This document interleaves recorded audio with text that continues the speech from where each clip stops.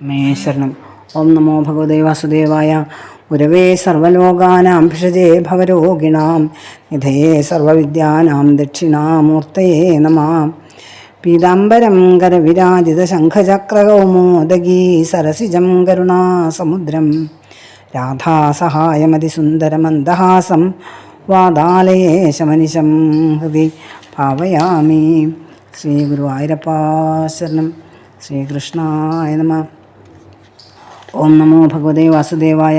അഥ തൃതീയോധ്യായം. രാജോവാച പരസ്യ വിഷ്ണോരീശസ്യ മായിനാമഭിമോഹിനീം മായാം വേദിതുമിച്ഛാമോ ഭഗവന്തോ ബ്രുവന്തു നാനുതൃപ്യേജുഷന്യുഷ്മത് വചോ ഹരികഥാമൃതം സംസാരതാപനിസ്തപ്തോ മർത്യസ്താപഭേഷജം. അന്തരീക്ഷ ഉവാച ഏഭിർഭൂതാനി ഭൂതാത്മാ മഹാഭൂതൈർമഹാഭുജ സസർജോചാവജാന്യാദ്യ സ്വമാത്രാത്മപ്രസിദ്ധയേ. ഏവം സൃഷ്ടാനി ഭൂതാനി പ്രവിഷ്ട പഞ്ചധാതുഭിः ഏകധാദശധാത്മാനം വിഭജഞ്ജുഷദേ ഗുണാൻ ഗുണൈർഗുണാൻ സ ഭുഞ്ജാന ആത്മപ്രദ്യോതിതൈ പ്രഭോ മന്യമാന ഇദം സൃഷ്ടമാത്മാനമിഹ സജ്ജതേ. കർമാണി കർമ്മഭിः കുർവൻ സ നിമിത്താനി ദേഹഭൃത് തത്തൽ കർമ്മഫലം ഗൃഹൻ പ്രമദീഹ സുഖേതരം. ഇത്തം കർമ്മഗതിർഗച്ഛൻ ബഹുഭദ്രവഃ പുമാൻ ആഭൂതസംപ്ലവാൻ സർഗ പ്രളയാവശ്നുദേവശ ധാതൂപപ്ലവാസന്നെ വ്യക്തം ദ്രവ്യഗുണാത്മകം അനാദിനിധനകാലോ അവ്യക്തായാപകർഷതി ശതവർഷാഹ്യനാവൃഷ്ടിർ ഭവിഷ്യത്യൽബണാ ഭുവി തൽക്കാലോപജോഷ്ണാർക്കോ ലോകാം സ്ത്രീൻ പ്രതപിഷ്യതി. പാതാളതലമാരഭ്യ സംഘർഷണമുഖാനല ദഹന്നോർധശിഖോ വിശ്വക് വർദ്ധതേ വായുനേരിത സാമർത്തകോ മേഘഗണോ വർഷതി സ്മ ശതം സമാം ധാരാഭിർഹസ്തിഹസ്താഭിർലീയതേ സലിലേ വിരാട് തതോ വിരാജമുത്സൃജ്യ വൈരാജ പുരുഷോ നൃപ അവ്യക്തം വിശദേ സൂക്ഷ്മം നിരിന്ധന ഇവാനല വായുനാ ഹൃദഗന്ധാഭൂ സലിലത്വായ കൽപ്പതേ സലിലം തദ്ധൃതരസം ജ്യോതിഷ്ഠായോപകൽപ്പതേ. ഹൃദരൂപം തു തമസ വായോർജ്യോതി പ്രലീയതേ ഹൃദസ്പർശോവകാശേന വായുർനഭസി ലീയതേ. കാലാത്മനാ ഹൃദഗുണം നഭ ആത്മനി ലീയതേ. ഇന്ദ്രിയാണി മനോബുദ്ധി സഹ വൈകാരികൈർനൃപ പ്രവിശന്തി ഹ്യഹങ്കാരം സ്വഗുണൈരഹമാത്മനി. ഏഷാ മായാ ഭഗവത സർഗസ്ഥിത്യന്തകാരിണി ത്രിവർണാവർണിതാസ്മാഭി കിം ഭൂയ ശ്രോതുമിച്ഛസി. രാജോവാച യഥൈതാമൈശ്വരീം മായാം ദുസ്തരാമകൃതാത്മഭിः തരന്ത്യഞ്ച സ്ഥൂലധിയോ മഹർഷ ഇദമുച്യതാം.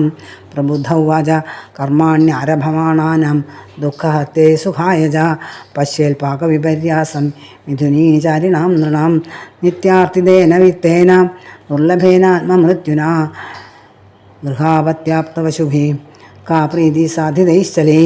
ഏവം ലോകം പരം വിദ്യാനശ്വരം കർമ്മനിർമ്മിതം സതുല്യാതിശയധ്വംസം യഥാ മണ്ഡലവർത്തിനാം തസ്മാത് ഗുരും പ്രപദ്യേത ജിജ്ഞാസു ശ്രേയ ഉത്തമം ശാബ്ദേ പരേ ച നിഷ്ണാദം ബ്രഹ്മണ്യുപശമാശ്രയം യത്ര ഭാഗവതാൻ ധർമാൻ ശിക്ഷയേത് ഗുരുവാത്മദൈവതാം അമായാനുവൃത്യായൈ സ്തുഷ്യേതാത്മാത്മദോ ഹരി സർവതോ മനസോ സംഗമാദോ സംഗം ച സാധുഷു ദയം മൈത്രീം പ്രശ്രയം ച ഭൂതേഷു അദ്ധായധോജിതം ശൗചം തപസ്ഥിതിക്ഷാം ച മൗനം സ്വാധ്യായമാർജവം ബ്രഹ്മചര്യമഹിംസാം ച സമത്വം ദ്വന്ദ്വസംജ്ഞയോ സർവത്രാത്മേശ്വരാന്വേഷാം കൈവല്യമനികേതതാം വിവിക്തചീരവസനം സന്തോഷം യേന കേനചിൽ ശ്രദ്ധാം ഭാഗവതേ ശാസ്ത്രേ അനിന്ദ്യാമന്യത്ര ചാഭിः മനോവാക്കർമ്മദണ്ഡം ച സത്യം ശമതമാവഭി.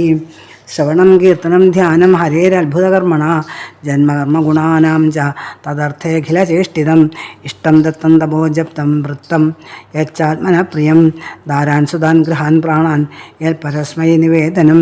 ഏവം കൃഷ്ണാത്മനാഥേഷു മനുഷ്യേഷു ച സൗഹൃദം പരിചര്യാഞ്ജോഭയത്ര മഹൽസു നൃഷു സാധുഷു പരസ്പരാനുകഥനം പാവനം ഭഗവദ്ദിശ മിഥോരതിർമിഥസ്തുഷ്ടിർ നിവൃത്തിർമിഥാത്മന സ്മരന്ത സ്മാരയന്തശ്ച മിഥോഖൗഖഹരം ഹരിം ഭക്ത്യാ സഞ്ജാതയാ ഭക്ത്യാ ബിഭ്രത്യുൽപ്ലകാം തനും क्वचिद् रुदन्त्यच्युतचिन्तया क्वचिल् हसन्ति नन्दन्ति वदन्त्यलौकिकां नृत्यन्ति गायन्त्यनु शीलयन्त्यजं भवन्ति तूष्णीं परमेत्यनुवृताम् इति भागवतान् धर्मान् शिक्षन् भक्त्या तदुत्थया नारायणपरो माया तरति दुस्तराम् मे शरणं राजोवाच नारायणाभिधानस्य ब्रह्मण परमात्मना निष्ठामर्हत नोनु वक्तुं यूयं हि ब्रह्मवित्तमा पिप्पलायन उवाच स्थित्युल्भवप्रलयहेतुरहेतुरस्य यस्वप्नजागरसुषुप्तिषु सद्बहिश्च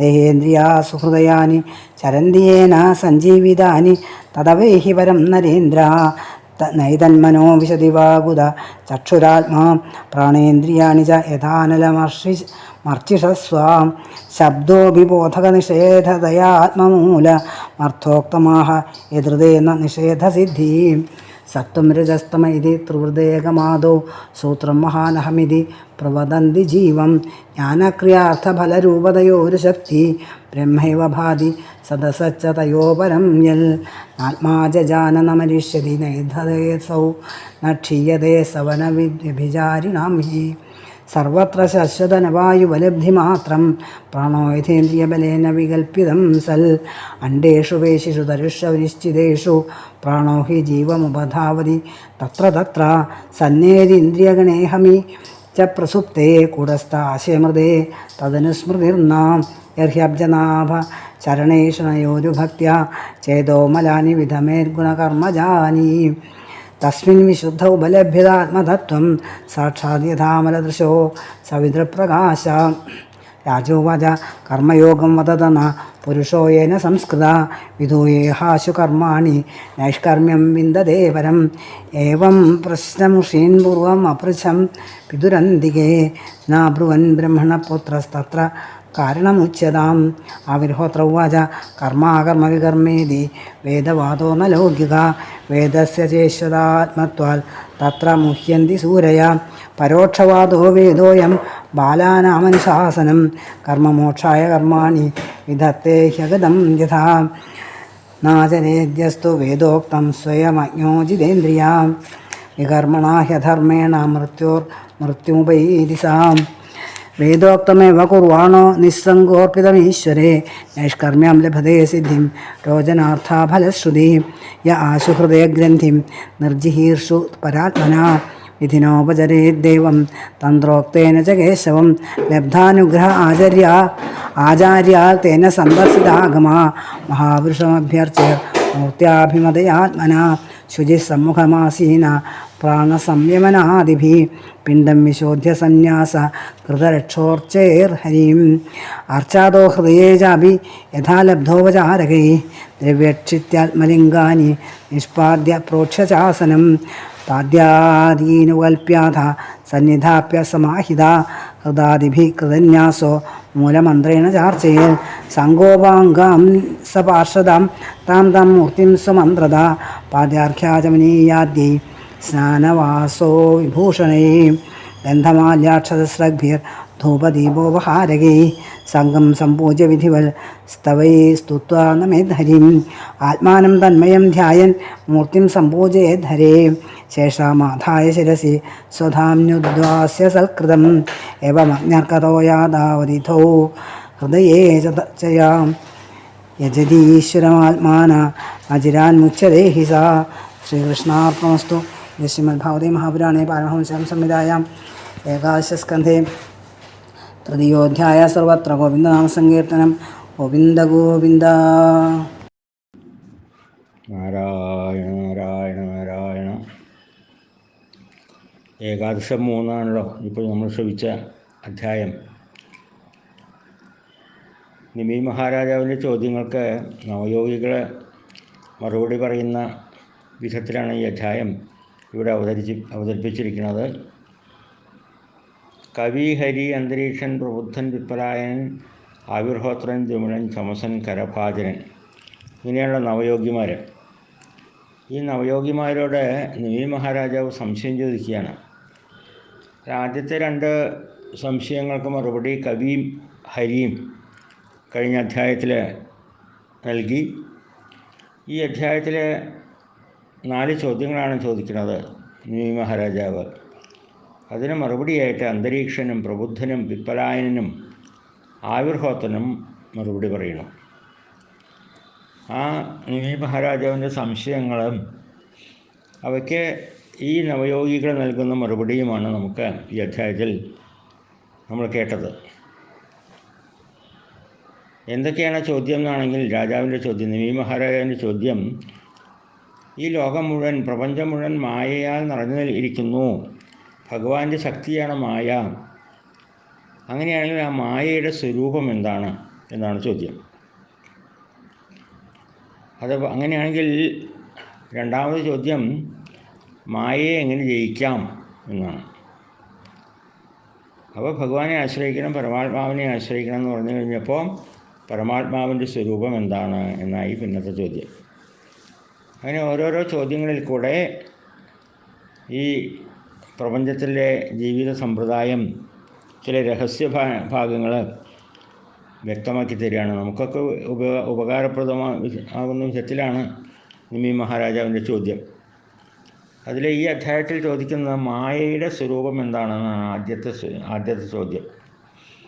ഈ മായ കൊണ്ടാണ് നമ്മളെ തന്നെ മറന്നു പോകുന്നത്. ആത്മാവിനെയും മറന്നു പോകുന്നത്, ആത്മാവിനെയും വേണ്ട വിധത്തിൽ മനസ്സിലാക്കാൻ സാധിക്കാത്തത് മായ രൂപം, ഭഗവാന്റെ മായയാണ് എന്നർത്ഥം. മാത്രമല്ല, ഞാൻ ആരാണെന്ന് ചോദിച്ചു കഴിഞ്ഞാൽ ഞാൻ ഈ ശരീരമാണ് എന്നുള്ള ഉത്തരമാണ് നമുക്ക് എല്ലാവർക്കും നൽകാനായിട്ടുള്ളത്. അപ്പോൾ ശരീരത്തിനെയാണ് നമ്മൾ അഭിമാനിച്ചു കൊണ്ടിരിക്കുന്നത്. ഈ രണ്ട് കാരണങ്ങൾ, ആത്മാവിനെ വിസ്മൃതിയിലേക്ക് കൊണ്ടുപോകുന്നതും ശരീരത്തിൻ്റെ അഭിമാനത്തെ ഉയർത്തിപ്പിടിക്കുന്നതും ഈ മായയുടെ ശക്തിയാണ് എന്നർത്ഥം. അതിനെയാണ് എനിക്ക് വേണ്ടത് മനസ്സിലാക്കി തരേണ്ടത്. എത്ര കേട്ടിട്ടും ഇത്തരം കാര്യങ്ങൾ വ്യക്തമായിട്ട് വരുന്നില്ല. സംസാരത്തിൽ ഓരോരോ പ്രവൃത്തികൾ ഏർപ്പെട്ടിരിക്കുന്ന നമുക്കൊക്കെ രാജാവ് പറയുകയാണ്, നമ്മളതിലൊക്കെ നീറി കഴിയുകയാണ്. ഓരോ ദിവസങ്ങളിലും സംസാര സുഖം അനുഭവിക്കുക എന്നുള്ള വ്യാജേന അനവധി ദുഃഖങ്ങൾ നമ്മൾ സഹിച്ചുകൊണ്ടിരിക്കണം. അപ്പോൾ എന്താണ് ഇതിന് മാർഗം? എന്താണ് ഈ വസ്തു? എന്താണ് ഈ മായ? അത് വ്യക്തമായിട്ട് പറഞ്ഞു തരണം എന്നാണ്. മായയുടെ സ്വരൂപത്തെ വർണ്ണിച്ചു തരണം എന്ന് പറഞ്ഞപ്പോൾ നിമി മഹാരാജാവിൻ്റെ ചോദ്യത്തിന് അന്തരീക്ഷൻ എന്ന യോഗീശ്വരനാണ് മറുപടി പറയുന്നത്. ആദ്യത്തെ ചോദ്യത്തിന് മറുപടി പറയുന്നത് അന്തരീക്ഷനാണ്.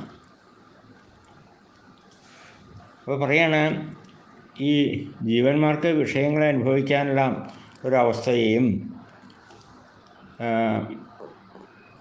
അതുപോലെ തന്നെ വിരക്തി നേടിയിട്ടുള്ളവർക്ക് മോക്ഷം ലഭിക്കാനുള്ള ഒരു അവസ്ഥയെയും പ്രാപിക്കാൻ വേണ്ടിയിട്ടാണ്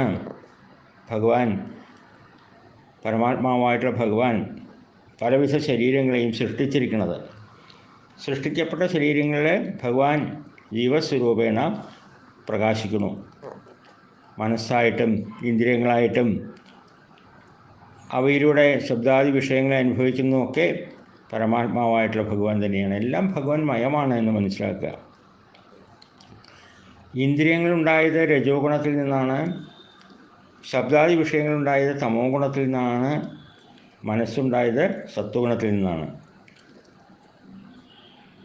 അപ്പോൾ ഈ എല്ലാ ഇന്ദ്രിയങ്ങളും അതാത് വിഷയങ്ങളെ അനുഭവിച്ചു കൊണ്ടിരിക്കണം. മനസ്സിനും ഇന്ദ്രിയങ്ങൾക്കും ശബ്ദാദി വിഷയങ്ങൾക്കൊക്കെ സാക്ഷിയായിട്ടിരിക്കുന്നത് ആത്മാവാണ്. പക്ഷേ ആത്മാവ് തൻ്റെ സ്വരൂപത്തെ മറന്ന് മനസ്സിൻ്റെയും ഇന്ദ്രിയങ്ങളുടെയും ശരീരത്തിൻ്റെയൊക്കെ അനുഭവങ്ങളെ തൻ്റേതാണ് എന്ന് തെറ്റിദ്ധരിക്കണം. ഇതെല്ലാം നമ്മൾ അനുഭവിക്കുന്നതാണ് എന്നാണ് നമ്മുടെയൊക്കെ വിശ്വാസം. ആ തെറ്റിദ്ധാരണയുടെ ഫലമായിട്ടാണ് നമുക്ക് ശരീരമാണ് താൻ എന്ന് അഭിമാനിക്കാനായിട്ട് തോന്നുന്നത്. ശരീരത്തെ സുഖിപ്പിക്കുന്ന കർമ്മങ്ങളൊക്കെ നമ്മൾ ചെയ്യണു എന്ന് നമ്മൾ വിശ്വസിക്കുന്നു. നമ്മളാണ് കർമ്മങ്ങളുടെ അധികാരി, കർത്താവും അതിൻ്റെ ഫലം അനുഭവിക്കുന്നവനും ഒക്കെ നമ്മൾ തന്നെയാണ്, ഞാൻ തന്നെയാണ്, ഈ ശരീരമാണ് എന്ന് നമ്മൾ വിശ്വസിച്ചു പോകണം. അങ്ങനെ കർമ്മഫലങ്ങളെ അനുഭവിക്കാൻ വേണ്ടി, സുഖദുഃഖങ്ങളെ അനുഭവിക്കാൻ വേണ്ടി ജനിച്ചും മരിച്ചും കൊണ്ട് അങ്ങനെ ഈ സംസാരത്തിൽ അങ്ങനെ നമ്മൾ ജീവിച്ചു പോകണം, ചുറ്റിത്തിരിയണം. ഒരു ശരീരം പോയാൽ അടുത്ത ശരീരം ലഭിക്കണം. ആ ശരീരം നഷ്ടപ്പെട്ടു കഴിഞ്ഞാൽ പിന്നെ വീണ്ടും ശരീരത്തെ സ്വീകരിച്ചുകൊണ്ട് ഈ സംസാര സാഗരത്തിൽ മുങ്ങിപ്പൊങ്ങിക്കൊണ്ടിരിക്കുകയാണ്.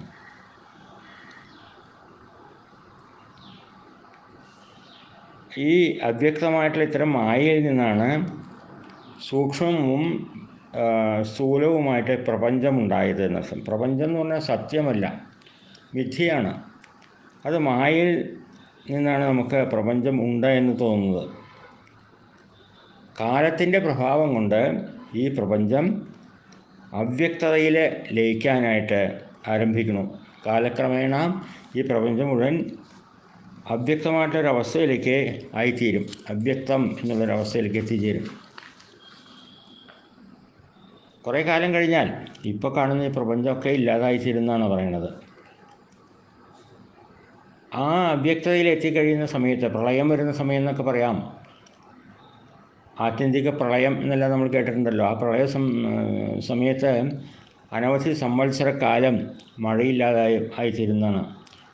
സൂര്യൻ്റെ ചൂട് വല്ലാതെ കൂടി വന്ന് ഈ 3 ലോകങ്ങളെയും അത്യന്തം ചൂടിൽ തപിപ്പിച്ചു കൊണ്ടിരിക്കും. അവിടെ സംഘർഷണമൂർത്തിയുടെ മുഖത്തിൽ നിന്ന് പുറപ്പെടുന്ന പ്രളയാഗ്നി, സംഘർഷമൂർത്തിയുടെ സ്ഥാനം പാതാളത്തിലാണല്ലോ. പാതാളത്തിൽ നിന്ന് അദ്ദേഹത്തിൻ്റെ മുഖത്തിൽ നിന്ന് വമിക്കുന്ന അഗ്നിയുടെ ചൂടുകൊണ്ട്, ആ ചൂട് വായുവിൻ്റെ പ്രേരണ കൊണ്ട് മേലോട്ടിങ്ങനെ ഉയർന്നു വരുന്നതാണ് പറയുക. അതിങ്ങനെ കത്തി ജ്വലിച്ചുകൊണ്ടിരിക്കും. അങ്ങനെ ഭൂമി വല്ലാതെ തപിച്ചുകൊണ്ടിരിക്കുന്ന സമയത്താണ് പിന്നീട് പ്രളയകാല മേഘങ്ങൾ മഴ പെയ്യിക്കാനായിട്ട് തുടങ്ങുക. ഉഗ്രമായിട്ട് മഴ പെയ്യിപ്പിക്കുന്നതാണ്. ആനയുടെ കയ്യിൽ നിന്ന് വീഴുന്ന വെള്ളം പോലെ മഴയിലെ ഓരോ വെള്ളത്തുള്ളികളും, ഘോരഘോരമായിട്ടുള്ള മഴ, അതും 100 സംവത്സരക്കാലം എന്നാണ് ഇവിടെ പറയുന്നത്. അനവധി കാലം അങ്ങനെ നീണ്ടു നിൽക്കുന്നതാണ്. അങ്ങനെ ഈ ഭൂമി എന്ന് മാത്രമല്ല, ബ്രഹ്മാണ്ടം മുഴുവൻ വെള്ളത്തിലായിത്തീരും. അപ്പോഴാണ് ബ്രഹ്മാവ് തൻ്റെ ഈ ശരീരത്തേക്ക് ഉപേക്ഷിച്ച് അവ്യക്തതയിൽ ലയിക്കാനായിട്ട് തുടങ്ങുക. ബ്രഹ്മാവിന് പോലും ലയനം സംഭവിക്കുന്നു എന്നർത്ഥം ആ കാലഘട്ടമാകുമ്പോഴേക്കും. അങ്ങനെ ഓരോരോ വസ്തുക്കളും, ഉണ്ടായ വസ്തുക്കളെല്ലാം, വായു, അഗ്നി, ജലം, ഭൂമി, അങ്ങനെ എല്ലാ വസ്തുക്കളും, ഉണ്ടായ വസ്തുക്കളെല്ലാം ഏതിൽ നിന്നാണോ ഉണ്ടായത് അതിലേക്ക് ലയിച്ചുകൊണ്ട് എല്ലാം അവനവൻ്റെ രൂപം ഇല്ലാതാക്കുന്നു. ഭൂമി ജലത്തിൽ ലയിക്കുന്നു. വായു ആണെങ്കിൽ ജലത്തിൻ്റെ ആ രസത്തിന്, ആ മാത്രയെ സ്വീകരിക്കണം. ജലം അഗ്നിയിൽ ലയിക്കുന്നു. പിന്നെ അഗ്നിയുടെ രൂപത്തെ അന്ധകാരം ആകർഷിച്ചെടുക്കുന്നു. അഗ്നി വായുവിൽ ലയിക്കുന്നു. പിന്നീട് വായുവിൻ്റെ സ്പർശത്തെ ആകാശം വലിച്ചെടുക്കുന്നു. അതോടെ വായു ആകാശത്തിൽ ലയിക്കുന്നു. പിന്നീട് ആകാശത്തിൻ്റെ ശബ്ദമാകുന്ന ഗുണത്തെ കാലം ആകർഷിച്ചെടുക്കുന്നു. അപ്പോൾ ആകാശം തമോ ഗുണമാകുന്ന അഹങ്കാരത്തിൽ ലയിക്കുന്നു.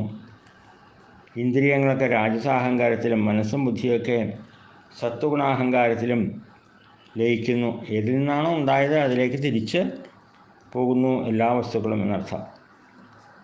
പിന്നെ എല്ലാം ഒന്നായി ചേർന്ന് മഹത്തത്വത്തിൽ ലയിക്കുന്നു. മഹത്തത്വത്തിൽ നിന്ന് പരമാത്മാവിൽ ലയിക്കുന്നു. അങ്ങനെ ഒന്നായിത്തീരുന്നു. പരമാത്മാവിൽ നിന്നാണല്ലോ സൃഷ്ടി ഉണ്ടായിട്ടുള്ളത്. എല്ലാ സൃഷ്ടികളും, എല്ലാ വസ്തുക്കളും ഉണ്ടായത് പരമാത്മാവിൽ നിന്നാണ്. അത് നമ്മൾ സൃഷ്ടി വിവരിക്കുന്ന ഖണ്ഡത്തിലെ 2-ാം സ്കന്ധത്തിൽ അതെല്ലാം കേട്ടതാണ്. പ്രകൃതി, അവ്യക്തം, അതിൽ നിന്ന് പ്രപഞ്ചം, അതിൽ നിന്ന് മഹത്തത്വം, പിന്നെ അഹങ്കാരതത്വം. ആ അഹങ്കാരതത്വം 3ആയി പിരിയുന്നു: സാത്വികം, രാജസം, താമസം. ഇതെല്ലാം നമ്മൾ കേട്ടതാണ്. എങ്ങനെയാണോ സൃഷ്ടി നടന്നത് അതിൻ്റെ വിപരീത ദശയിൽ ലയം സംഭവിക്കുന്നതാണ്. അങ്ങനെയാണ് ഈ പ്രപഞ്ചം ഉണ്ടാകുന്നതും ലയിക്കുന്നതും. അപ്പോൾ ഈ പ്രപഞ്ചത്തിൽ സംഭവിക്കുന്ന എല്ലാ വസ്തുക്കളും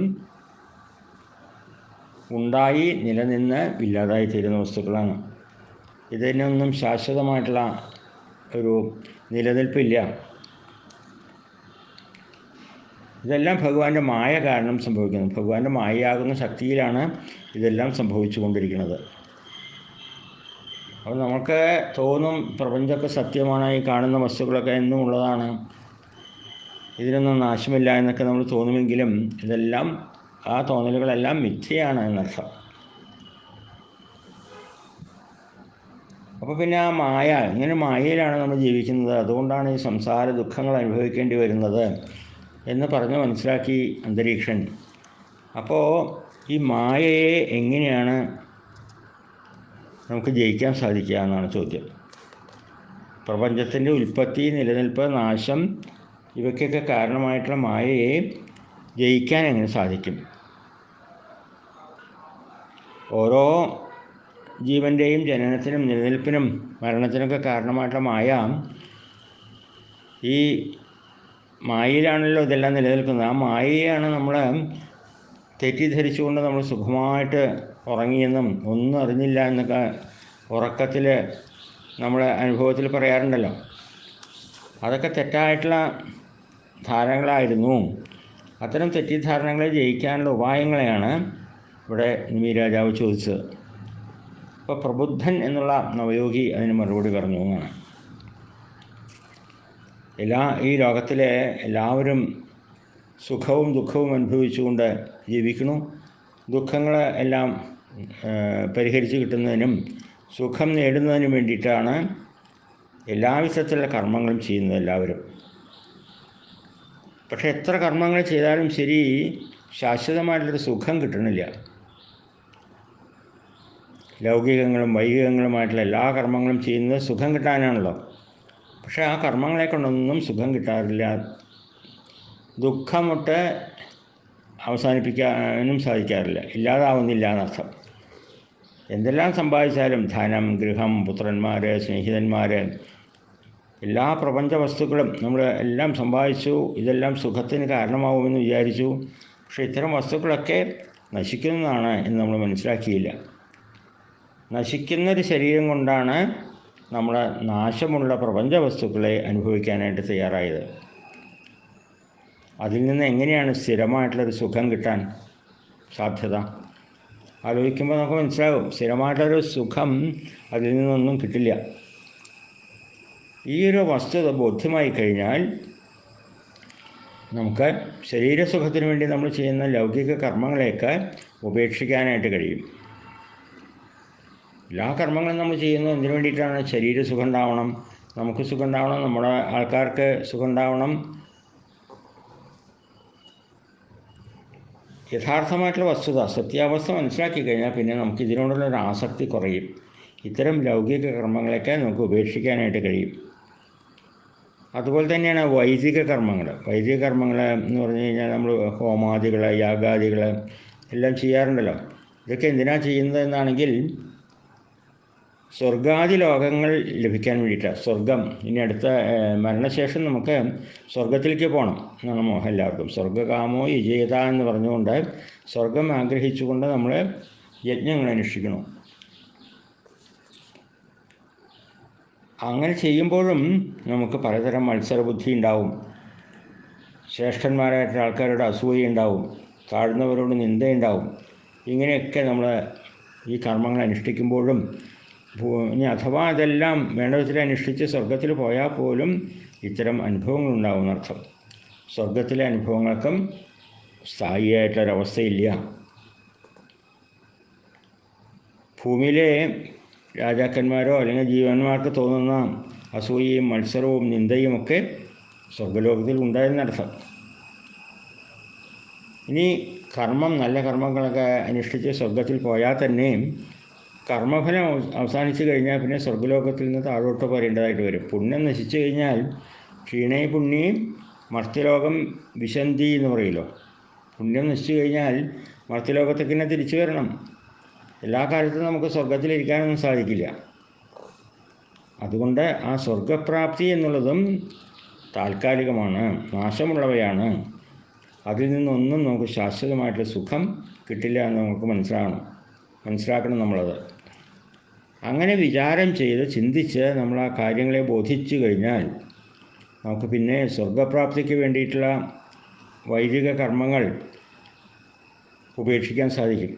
നമുക്കിപ്പോൾ അത് ഉപേക്ഷിക്കാൻ വിഷമമാണ്. കാരണം അത് ചെയ്തില്ലെങ്കിൽ പാപമാണോ, അങ്ങനെ ഇങ്ങനെ പല സംശയങ്ങളും നമ്മുടെ ഉള്ളിലുണ്ട്. പക്ഷേ അതിൻ്റെയൊക്കെ ഉദ്ദേശം എന്താണെന്ന് മനസ്സിലാക്കി കഴിഞ്ഞാൽ അത് ഉപേക്ഷിച്ചുകൊണ്ടൊന്നും യാതൊന്നും വരാൻ പോകുന്നില്ല എന്ന് നമുക്ക് മനസ്സിലാക്കാൻ സാധിക്കും. അങ്ങനെയാണ് ലൗകികവും വൈദികവുമാകുന്ന എല്ലാ കർമ്മങ്ങളെയും ഉപേക്ഷിച്ച് നമുക്ക് നമ്മുടെ ശരീരത്തിൻ്റെയും ഇന്ദ്രിയങ്ങളുടെയൊക്കെ ആഗ്രഹങ്ങളെ കുറയ്ക്കാനായിട്ട് സാധിക്കുക, നിശ്ചലമാക്കി വയ്ക്കാൻ സാധിക്കുക. ആഗ്രഹങ്ങളെ നമുക്ക് നിയന്ത്രിക്കാൻ സാധിക്കണം.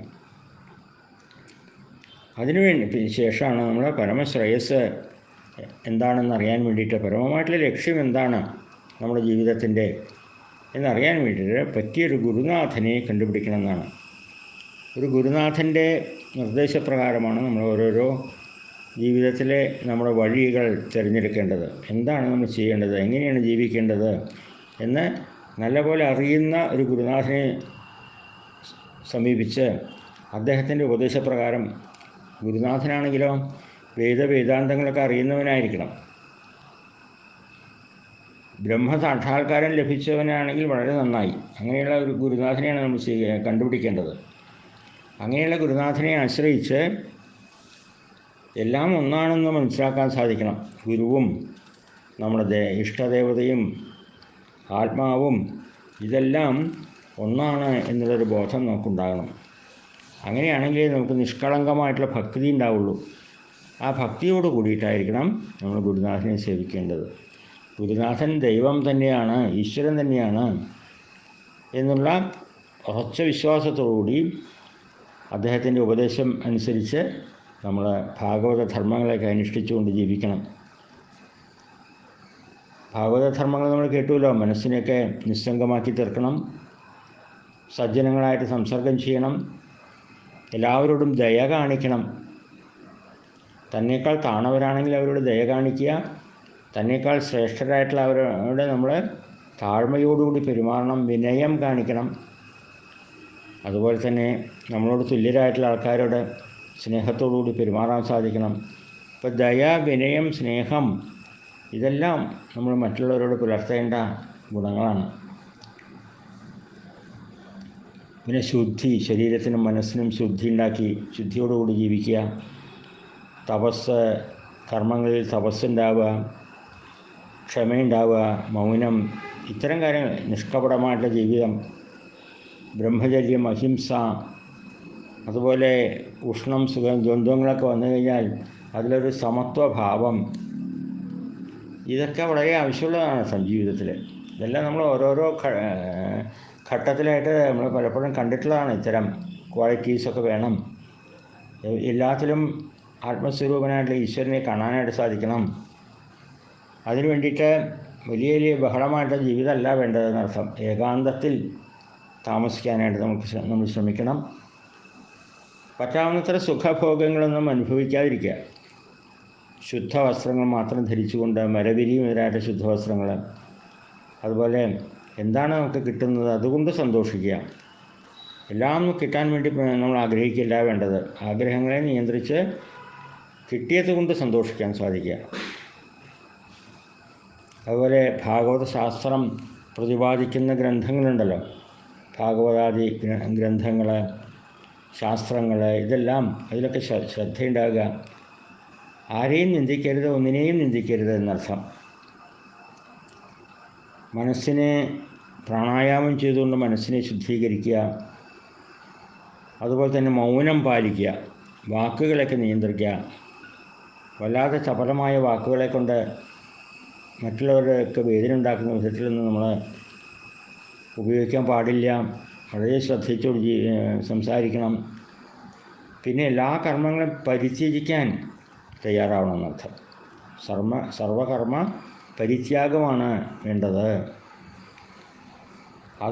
ഇതൊക്കെ സമ്പാദിച്ചു കഴിഞ്ഞാൽ പിന്നെ മനസ്സിനെ വിഷയങ്ങളിൽ നിന്ന് നിവർത്തിപ്പിക്കാൻ എളുപ്പമാവും. ആഗ്രഹങ്ങളില്ലാച്ചാൽ പിന്നെ മനസ്സിനെ വളരെയധികം നിയന്ത്രിക്കാൻ സാധിക്കും. അങ്ങനെ മനസ്സിനൊക്കെ വേണ്ടത് നിയന്ത്രിച്ച് ഭഗവാന്റെ അവതാരങ്ങളെ പറ്റിയിട്ടും ഗുണഗണങ്ങളെ പറ്റിയിട്ടുള്ള കഥകളൊക്കെ കേൾക്കുക, കീർത്തിക്കുക, ധ്യാനിക്കുക, അങ്ങനെ എല്ലാ പ്രവൃത്തികളും ഭഗവന്മയമായി തീർക്കുക. അതാണ് ഏറ്റവും വേണ്ടത് എന്ന് പ്രസ്താവിക്കുകയാണ് ഇവിടെ. അതുപോലെ തന്നെ എല്ലാ സൽക്കർമ്മങ്ങളും, നമ്മൾ ചെയ്യുന്ന കർമ്മങ്ങളൊക്കെ ഭഗവാന് സമർപ്പിച്ചുകൊണ്ട് ചെയ്യുക. അതാണ് യോഗം എന്ന് പറയുക. കർമ്മയോഗം എന്നൊക്കെ പറയുന്നതാണ്. ഭഗവാന് സമർപ്പിച്ച് ചെയ്യുന്ന പ്രവൃത്തികൾക്കാണ് കർമ്മയോഗം എന്ന് പറയുക. യാഗം, ദാനം, തപസ്, ജപം, എല്ലാ സൽക്കർമ്മങ്ങളും പരമപുരുഷനായിട്ടുള്ള ഭഗവാന് സമർപ്പിക്കുക. അതേപോലെ നമ്മുടെ സ്വന്തക്കാരായിട്ടുള്ള ഭാര്യ, മക്കളെയൊക്കെ, അവരെയൊക്കെ നമ്മൾ ഭഗവാന് സമർപ്പിക്കുക. അവരുടെ കാര്യങ്ങളൊക്കെ ഭഗവാൻ നോക്കട്ടെ. നമ്മൾ അവരെപ്പറ്റി ഓർത്ത് വ്യസനിച്ചുകൊണ്ട് ഉത്കണ്ഠയോടുകൂടി അവർക്ക് വേണ്ടി ജീവിക്കാൻ എൻ്റെ ആവശ്യമൊന്നുമില്ല എന്നർത്ഥം. അവരൊക്കെ ഉള്ള കാര്യങ്ങൾ അവർ ചെയ്യട്ടെ, ഭഗവാൻ അതിന് വഴി കാണിച്ചു കൊടുക്കട്ടെ. അപ്പോൾ നമുക്ക് നമ്മുടേതെന്നുള്ളൊരു തോന്നലുണ്ടല്ലോ, ഞാനെന്നുള്ളൊരു ഭാവവും എൻ്റേത് എന്നുള്ള ഭാവവും അതില്ലാതാക്കാനായിട്ട് സാധിക്കും. ആ സ്ഥാനത്ത് ഭഗവാനെന്നും ഭഗവാൻ്റേത് എന്നും ഉള്ളൊരു ഭാവം വളർത്താനായിട്ട് സാധിക്കും. എല്ലാം ഭഗവാന് വേണ്ടി ചെയ്യുക. എല്ലാ വസ്തുക്കളും ഭഗവാൻ്റേതാണ്, എൻ്റേതായിട്ടുള്ളൊരു വസ്തുവില്ല. ഭഗവാൻ തന്നു, ഞാനിതാ ഭഗവാന് വേണ്ടിയിട്ട് ഭഗവാൻ പറഞ്ഞ പ്രകാരം അത് അനുഭവിക്കുന്നു. ഭഗവാനെ സർവാത്മന ആശ്രയിച്ചുകൊണ്ട് നമ്മൾ ജീവിക്കുന്നു എന്നർത്ഥം. അങ്ങനെ സ്നേഹഭാവത്തോടു കൂടിയിട്ടും ഒക്കെ മഹാത്മാക്കളെയൊക്കെ ശുശ്രൂഷിച്ചുകൊണ്ടും ഭഗവത് കഥകളെ കേട്ടുകൊണ്ടും കീർത്തിച്ചുകൊണ്ടും ഒക്കെ ജീവിക്കുക. മനസ്സിനെ അങ്ങനെ സ്വസ്ഥമാക്കി വയ്ക്കണം എന്നർത്ഥം. പ്രപഞ്ച ചിന്തയിൽ നിന്ന് മനസ്സിനെയൊക്കെ നിവർത്തിപ്പിക്കണം. ഭഗവാനെ സ്മരിച്ചുകൊണ്ടും സൽക്കർമ്മങ്ങളെ സ്മരിച്ചുകൊണ്ടും തന്നെ സമീപിക്കുന്നവർക്ക് ഭഗവത് കഥകളൊക്കെ പറഞ്ഞു കൊടുത്തുകൊണ്ടും നല്ല കാര്യങ്ങളൊക്കെ പറഞ്ഞു കൊടുത്തുകൊണ്ടും എന്നർത്ഥം എല്ലാം ജീവിക്കുക. അപ്പം അങ്ങനെയാണെങ്കിൽ നമുക്ക് എപ്പോഴും ഭക്തി ഉണ്ടാകും. ഭക്തിയുടെ സാധനങ്ങളാണ് ഇപ്പോൾ പറഞ്ഞതെല്ലാം. അങ്ങനെ നിരന്തരമായിട്ടുള്ള അനുഷ്ഠാനത്തിൽ കൂടെ, ഇത്തരം കർമ്മങ്ങളിൽ അനുഷ്ഠാനത്തിൽ കൂടെ നമുക്ക് ഭക്തി ഉണ്ടാകുന്നു. ശരിയായിട്ടുള്ളൊരു ഭക്തി ഉണ്ടായിക്കഴിഞ്ഞാൽ ആനന്ദം ആയിരിക്കും നമ്മുടെ ജീവിതം എന്നർത്ഥം. ആനന്ദ തീവ്രത അത് നമുക്ക് അനുഭവിക്കാനായിട്ട് സാധിക്കും. അതിൻ്റെ ഫലമായിട്ട് രോമാഞ്ചം ഉണ്ടാവും. ചിലപ്പോൾ നമ്മൾ ചിരിച്ചു എന്ന് വരും, ചിലപ്പോൾ കരഞ്ഞു എന്ന് വരും, ചിലപ്പോൾ ആനന്ദ നൃത്തമാടി എന്ന് വരും. ഇതൊക്കെ ഭക്തിയുടെ ലക്ഷണങ്ങളാണ് എന്നർത്ഥം. ലൗകിക ചുറ്റുവട്ടത്ത് നടക്കുന്ന ഒരു കാര്യങ്ങളും നമ്മളെ ബാധിക്കാതിരിക്കുമെന്നർത്ഥം. ഭഗവാന്റെ ലീലകൾക്ക് അനുസ്മരിച്ചുകൊണ്ടും പരമനിർവൃതിയിൽ മുഴുകിക്കൊണ്ടും ചിലപ്പോൾ നിശ്ചലനായിട്ട് സമാധിയിൽ ലയിച്ചിരുന്നുകൊണ്ടും ഒക്കെ നമുക്ക് ജീവിക്കാൻ സാധിക്കും. അങ്ങനെ ഭാഗവതധർമ്മം അനുഷ്ഠിച്ചുകൊണ്ട് നാരായണനെ സർവാത്മന ആശ്രയിച്ചുകൊണ്ട് നമുക്ക് ജീവിക്കുകയാണെങ്കിൽ മായയെ വളരെ വേഗം അതിക്രമിക്കാൻ കഴിയുന്നതാണ്. അതാണ് നമ്മൾ ശീലിക്കേണ്ടത്. ഭക്തിമയമായിരിക്കണം നമ്മുടെ ജീവിതം. വൈരാഗ്യം നല്ലപോലെ നേടാനായിട്ട് സാധിക്കണം. അതിൻ്റെ ഫലമായിട്ട് ഇന്ദ്രിയങ്ങളും ഒക്കെ അടങ്ങും. വൈരാഗ്യം ഉണ്ടായിക്കഴിഞ്ഞാൽ ഇന്ദ്രിയങ്ങളെ, അതിൻ്റെ ആശകളെല്ലാം ഇല്ലാതാവും. ഭക്തി ഉണ്ടായിക്കഴിഞ്ഞാലോ ആത്മവിസ്മൃതി എന്നുള്ളൊരവസ്ഥ അതും ഇല്ലാതാവും. ആത്മാവിനെ നല്ലപോലെ അറിയാൻ സാധിക്കും. അങ്ങനെയാണ് ജീവിക്കേണ്ടത് എന്ന് ഉപദേശിക്കുകയാണ്. അപ്പോൾ ചോദിക്കുകയാണ്, ഈ പരബ്രഹ്മസ്വരൂപിയായിട്ട് നാരായണൻ്റെ അല്ലെങ്കിൽ പരമാത്മാവിൻ്റെ യഥാർത്ഥ സ്വരൂപം എന്താണെന്ന് ചോദിക്കുകയാണ് നിമി മഹാരാജാവ്. അങ്ങനെ ഓരോന്ന് പറഞ്ഞു കൊടുക്കുമ്പോൾ അതിൻ്റെ ബേസിൽ സംശയങ്ങൾ ചോദിക്കുകയാണ്. അപ്പോൾ അതിന് പിപ്പലായനാണ് മറുപടി പറയുന്നത്. ആരാണ് ഈ പരമാത്മാവ്, ആരാണ് ഈശ്വരൻ എന്ന് ചോദിച്ചു കഴിഞ്ഞാൽ, എല്ലാത്തിൻ്റെയും കാരണഭൂതനായിട്ടുള്ളവൻ, പ്രപഞ്ചത്തിൻ്റെ സൃഷ്ടി, സ്ഥിതി, സംഹാരങ്ങളൊക്കെ കാരണഭൂതനായിട്ടുള്ളവനാണ് ഈ ഈശ്വരൻ എന്ന് പറയുന്നത്, പരമാത്മാവ് എന്ന് പറയുന്നത്. എന്നാൽ പരമാത്മാവിന് എന്താ കാരണം ചോദിച്ചു കഴിഞ്ഞാൽ, പരമാത്മാവ് ഉണ്ടാകാൻ എന്താ കാരണം എന്ന് ചോദിച്ചാൽ, കാരണമില്ലാത്തവനാണ് പരമാത്മാവ്. സ്വയം ഉള്ളവനാണ് പരമാത്മാവ്. പ്രപഞ്ചത്തിൽ എന്നും നിലനിൽക്കുന്നവനാണ് പരമാത്മാവ്. പ്രപഞ്ചം ഉണ്ടാകുന്നതിന് മുമ്പ് തന്നെ ഇവിടെ ഉള്ളവനാണ് പരമാത്മാവ് എന്നർത്ഥം. പരമാത്മശക്തി എങ്ങനെ ഉണ്ടായി എന്ന് പറയാൻ സാധിക്കില്ല. അപ്പോൾ ഇത്തരം ജാഗ്രത സ്വപ്ന സുഷുപ്തിയിൽ നമുക്കുണ്ടാകുന്ന ഓരോ അവസ്ഥകളെയും ഓരോ അനുഭവങ്ങളെയും അവയൊക്കെ അറിഞ്ഞുകൊണ്ട് അറിവാകുന്ന സ്വരൂപത്തോടു കൂടിയവനാണ് ഈ പരമാത്മാവ് എന്ന് പറയുന്ന ശക്തി സ്വരൂപൻ. എല്ലാ അവസ്ഥയിലും, 3 അവസ്ഥയിലും, നമ്മളൊക്കെ സ്വപ്നാവസ്ഥയിലും സുഷുപ്തി അവസ്ഥയിലൊന്നും പ്രപഞ്ചത്തിലെ ലൗകിക വസ്തുക്കളെയൊന്നും കാണുന്നില്ല, അവൻ്റെ പ്രവൃത്തികളെ അറിയണില്ല. എന്നാൽ ഭഗവാൻ എല്ലാ അവസ്ഥയിലും, നമ്മളൊക്കെ ഉറങ്ങിക്കിടക്കുമ്പോഴും ഉണർന്നിരിക്കുന്നവനാണ് ഭഗവാൻ പരമാത്മാവ്. ദേഹത്തിനെയും ഇന്ദ്രിയങ്ങളെയും പ്രാണങ്ങളെയും എല്ലാത്തിനെയും ചൈതന്യവത്താക്കി തീർക്കുന്ന ചൈതന്യമാണ് പരമാത്മാവ്. പരമാത്മാവിൻ്റെ സാന്നിധ്യം ഇല്ല എങ്കിൽ ഈ വസ്തുക്കളൊന്നും പ്രവർത്തിക്കില്ല. ഇന്ദ്രിയങ്ങൾ പ്രവർത്തിക്കില്ല, പ്രാണൻ പ്രവർത്തിക്കില്ല, ഹൃദയം മിടിക്കില്ല എന്നർത്ഥം. അപ്പോൾ ഈ ആത്മാവിനെ ആശ്രയിച്ചാണ് എല്ലാം പ്രവർത്തിക്കുന്നത് എന്നർത്ഥം. എന്നാൽ ഇത്തരം വസ്തുക്കൾക്ക് ആത്മതത്വത്തെ എന്തുകൊണ്ട് അറിയാൻ സാധിക്കണില്ല? വാക്കിനോ മനസ്സിനോ ഇന്ദ്രിയങ്ങൾക്കോ ഇതിനെല്ലാം കാരണസ്വരൂപൻ ഭഗവാനാണെങ്കിലും ആ ഭഗവാനെ എന്താണ് അറിയാൻ കഴിയാത്തത് എന്നാണ് ഇവിടെ പറയണു. തീപ്പൊരികൾ അഗ്നിയിൽ നിന്നുണ്ടാവുന്നതാണല്ലോ, തീയിൽ നിന്നുണ്ടാവുന്നതാണല്ലോ. ആ തീപ്പൊരികൾക്ക് നല്ലപോലെ കത്തിജ്വലിക്കുന്ന അഗ്നികുണ്ഡത്തെ പ്രകാശിപ്പിക്കാൻ കഴിയുമോ?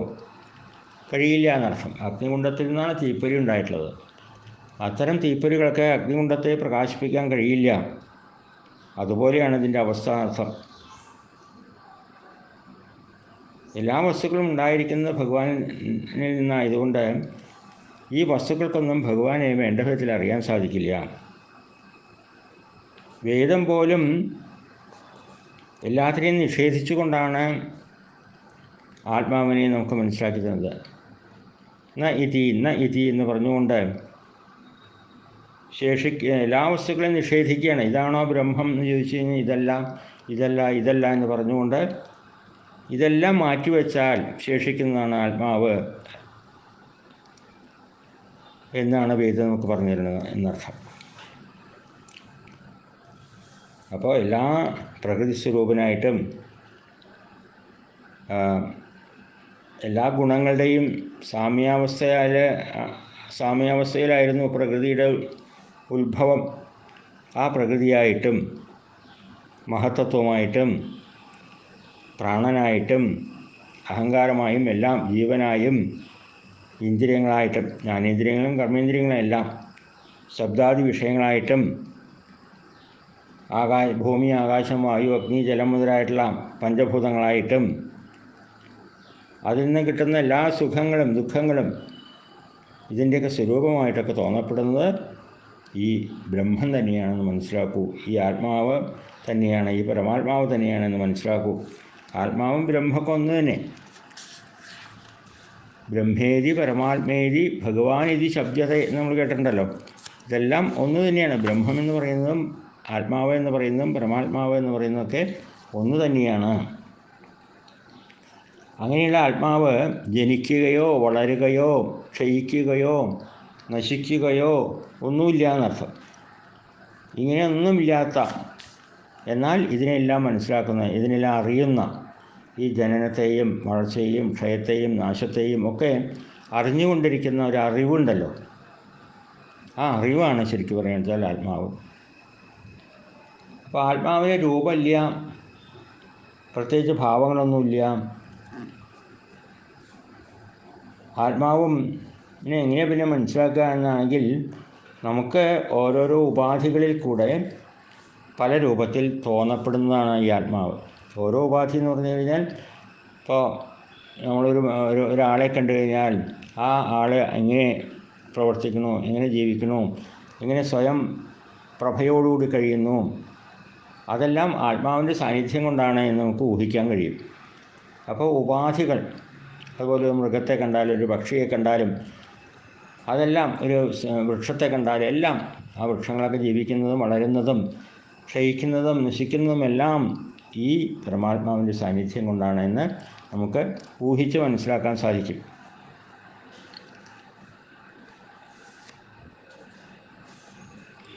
അങ്ങനെയുള്ള ഓരോ ജീവികളിലും ഉള്ള പ്രാണൻ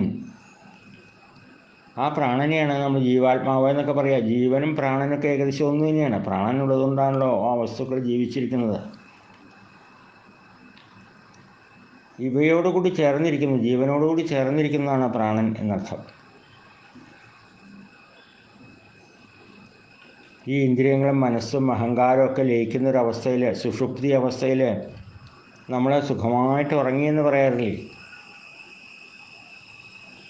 ഉറക്കത്തിലും നമ്മളെ ലയിക്കാതെ നിൽക്കുന്ന ഒരു വസ്തു ഉണ്ടെന്ന് മനസ്സിലാക്കണം. ആ വസ്തുവാണ് ആത്മാവ്.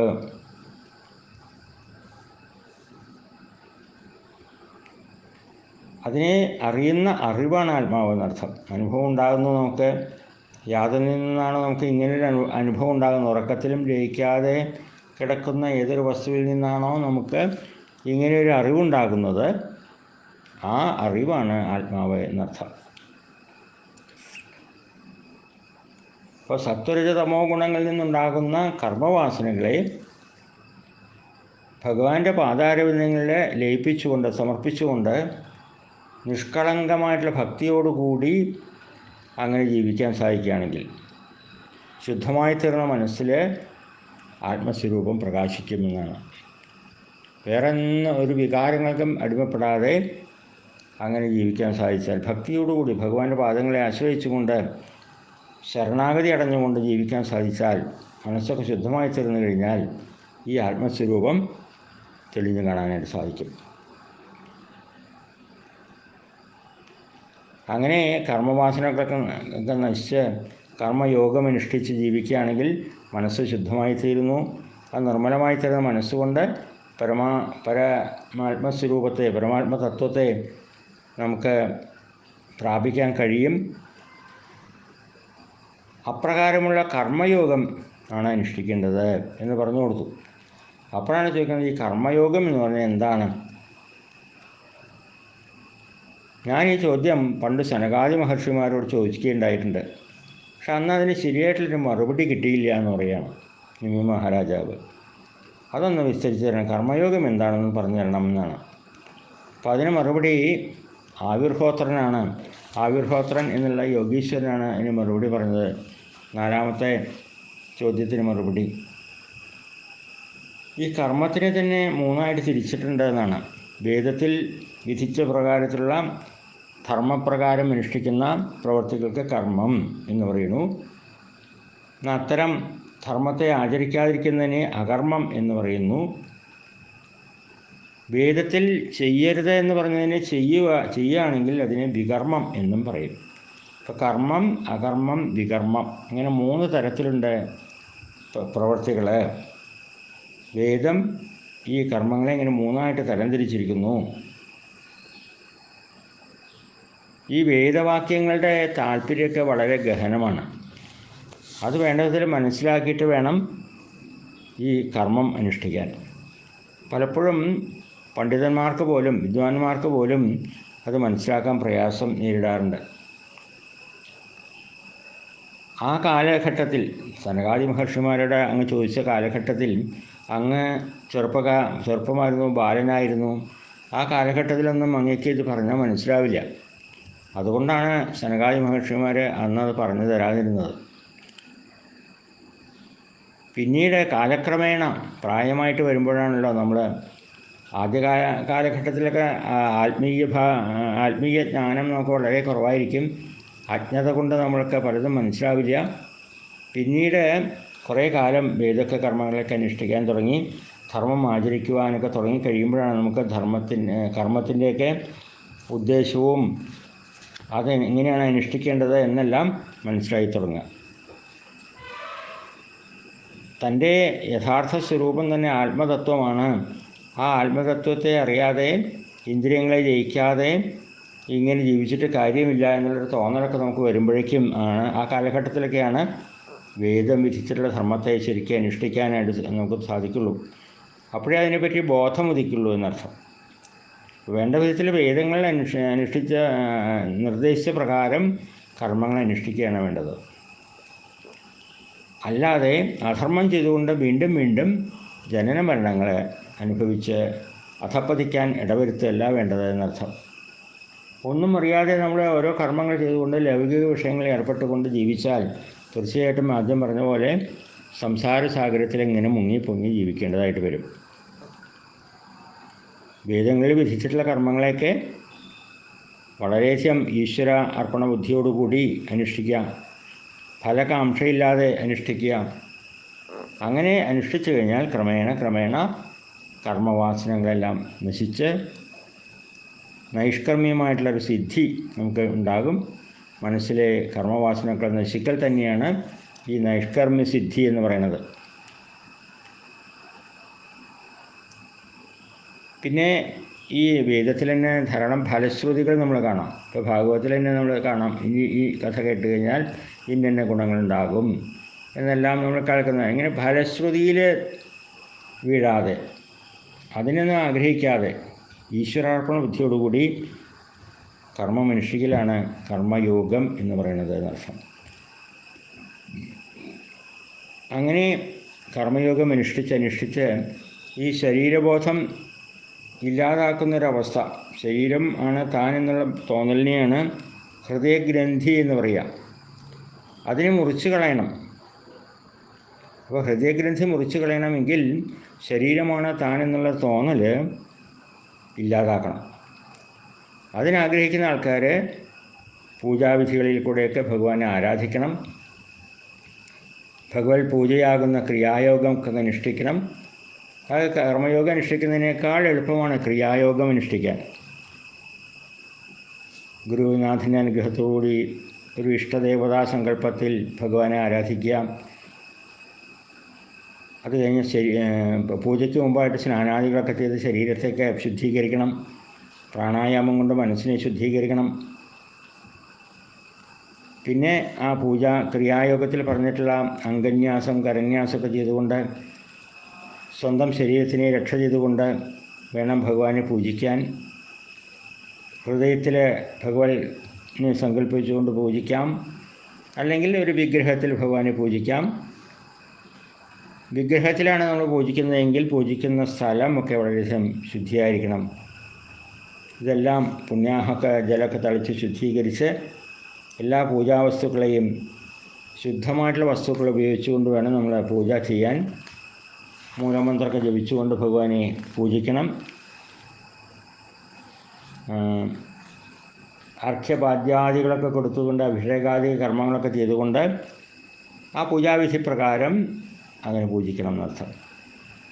എന്നിട്ട് പിന്നീട് ഭഗവാന്റെ സാന്നിധ്യമെല്ലാം ഉറപ്പിച്ച് നിവേദ്യമൊക്കെ കൊടുത്തതിന് ശേഷം, സമർപ്പിച്ചതിന് ശേഷം പുഷ്പാഞ്ജലി ആദികളൊക്കെ ചെയ്തുകൊണ്ടും ഭഗവാനെ ഇഷ്ടപ്പെടുന്ന കീർത്തനങ്ങൾ, സ്തുതിഗീതങ്ങൾ ഒക്കെ പാടിക്കൊണ്ടും ഒക്കെ നമസ്കരിക്കുക. അങ്ങനെ ഭഗവന്മയമായിട്ട് ആണ് നമ്മൾ പൂജ ചെയ്യേണ്ടത്. പൂജകൻ ഭഗവന്മയമായിട്ട് തീരണം. വെറും യാന്ത്രികമായിട്ട് പൂജ ചെയ്യല്ല വേണ്ടത്. പൂജ ചെയ്യുന്നവനും പൂജ എന്നുള്ള കർമ്മവും ഏതൊരു ഭഗവാനെയാണോ പൂജിക്കുന്നത് ആ ഭഗവാനും തമ്മിൽ ഒരു ലയാവസ്ഥയിൽ, ഒരു ഐക്യാവസ്ഥയിൽ എത്തിച്ചേരാനായിട്ട് സാധിക്കണം. സർവം ഭഗവന്മയമായിട്ട് കാണാനായിട്ട് സാധിക്കണം എന്നർത്ഥം. എന്നിട്ട് അതിന് ശേഷം ഭഗവാന് സമർപ്പിച്ച മാലയോ പുഷ്പങ്ങളോ ഒക്കെ പ്രസാദമായിട്ട് സ്വീകരിക്കാം. നിവേദിച്ച നിവേദ്യം ഭഗവത് പ്രസാദമായിട്ട് കഴിക്കാം. പിന്നെ ഉദ്വാസമൊക്കെ ചെയ്തുകൊണ്ട് പൂജ സമാപിക്കുക. അങ്ങനെ എല്ലാവരെയും ഭഗവാനെ ഹൃദയത്തിൽ സങ്കല്പിച്ചുകൊണ്ട്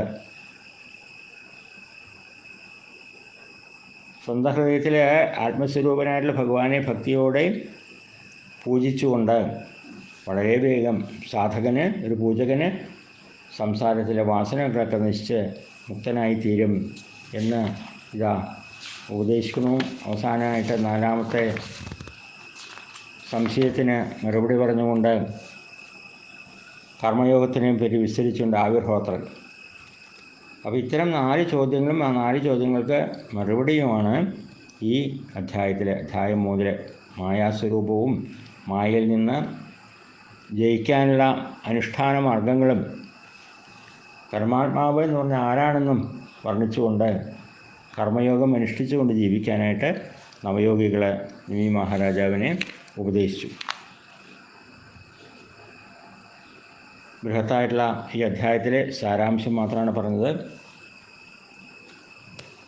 ദീർഘമായിട്ട് വിശകലനം എന്നുള്ളത് സമയത്തിന് വളരെയധികം ദീർഘിപ്പിക്കും എന്നുള്ളത് കൊണ്ട് അതിന് മുതിർന്നില്ല എന്ന് മാത്രം. എല്ലാ വാക്കുകളും ഭഗവത്പാദങ്ങൾ സമർപ്പിക്കുന്നു. എല്ലാവർക്കും നന്മ നേർന്നുകൊള്ളുന്നു. സർവത്ര ഗോവിന്ദനാം സങ്കീർത്തനം. ഗോവിന്ദ ഗോവിന്ദ.